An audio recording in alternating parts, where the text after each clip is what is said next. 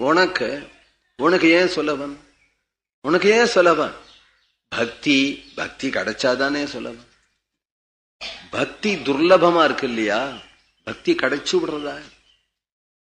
கோடி ஜென்மா ஆனாலும் பக்தி கிடைச்சு விடுறதா? பக்தி கிடைக்காத வரையிலும் துர்லபன் அப்படின்னு வியாக்கியானம் பண்ற. துர்லபயா பக்தியா லப்யத்வாது துர்லபா. பக்தி கிடைச்சுட்டா வந்துடுவான், பக்தி கிடைக்க மாட்டேங்கிறதே. பக்தி மார்க்கம்னா என்னன்னு தெரியலையே. ஆனா பக்தி சுகமா இருக்கிறது மாதிரிதான் இருக்கு. இப்போ பக்தி எப்போ கிடைக்கினாள்? ஜன்மாந்தர சகசிரேஷு தபோஜான சமாதிபிகி நராணாம் க்ஷீண பாபானாம் கிருஷ்ணே பக்தி பிரஜாய கோடி ஜன்ம புண்ணிய சாதன சாதீலா தேனேகாதாலா ஹரிதாஸ்யே. கோடி ஜன்ம புண்ணியம் அதுவும் கிருஷ்ணார்ப்பணமா பண்ணிருக்கணும். தற்புகழ்ச்சிக்காக பண்ணக்கூடாது, அல்ப பலனுக்காக பண்ணக்கூடாது.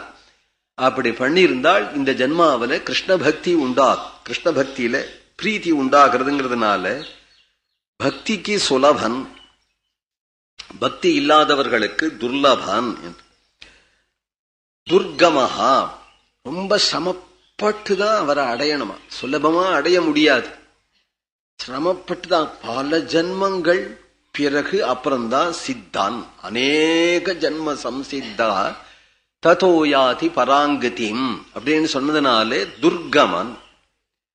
துர்கஹா ஏனால் அவன் அடைகிற பாதை இருக்க, இந்த பாதையும் ரொம்ப துர்கமா இருக்கு.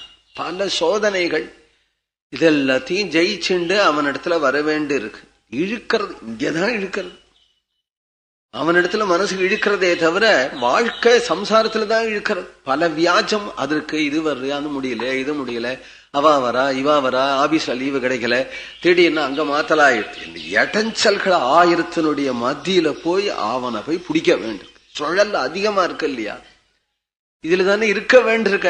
இதுல இருந்துட்டு வந்துட்டான அப்பாடா எப்படியோ வந்துட்டாளே, எப்படியோ. அது நம்ம சாமர்த்தியம் இல்ல, அவன் சங்கல்பம்.